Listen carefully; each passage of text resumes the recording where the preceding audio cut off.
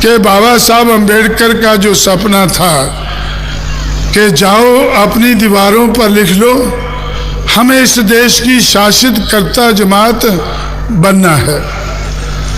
तो बाबा साहब अम्बेडकर के ज़माने में उनकी इतनी मुश्किलें थी, उन्होंने जो 1932 में 18 अगस्त 1932 को राउंड टेबल कॉन्फ्रेंस के आधार पर जो अधिकार हासिल किए थे, वो 24 सितंबर 1932 को पूना पैक्ट करने के बाद वो उनको गंवाने पड़े।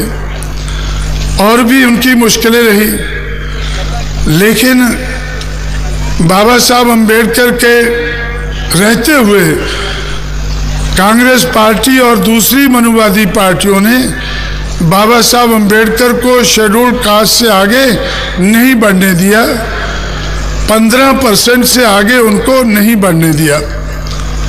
लेकिन 1956 के बाद बाबा साहब अम्बेडकर के लेफ्टिनेंट्स ने बाबा साहब को नीचे खींचा, उनको नीचे खींचा। जो बाबा साहब अम्बेडकर की मूवमेंट 15% में थी, उसको 1% तक ले आए, क्योंकि उनकी मूवमेंट को मारों तक सीमित रखा, जिनकी पॉपुलेशन शेड्यूल कास्ट के में भी 6% है। तो देश की पॉपुलेशन का 1 हो गया। 100 में से 1 आदमी अगर बाबा साहब को मानता है तो भाई कैसे शासित कर्ता जमात बनेगी? तो इसलिए नहीं बन सकी। मैंने इन सारी चीज़ों से सबक सीखकर सोचा कि भाई बंगाल में चंडाल संघर्ष कर रहे हैं, महाराष्ट्र में महार संघर्ष कर रहे हैं, पंजाब में चमार संघर्ष कर रहे हैं, लेकिन किसी का संघर्ष कामयाब नहीं हो रहा है। क्यों नहीं हो रहा है? क्योंकि ये लोगों को जाति के आधार पर तोड़ा गया है।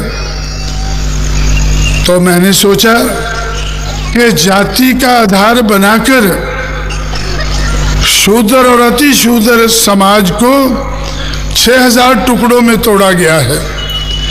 इसलिए ये जो तोड़े गए लोग हैं, जिनको बाबा साहब अम्बेडकर ने जोड़कर शेड्यूल कास्ट बनाया, शेड्यूल ट्राइब बनाया, ओबीसी बनाया, उनको 6000 टुकड़ों से जोड़कर 3 टुकड़े तो बना दिए हैं।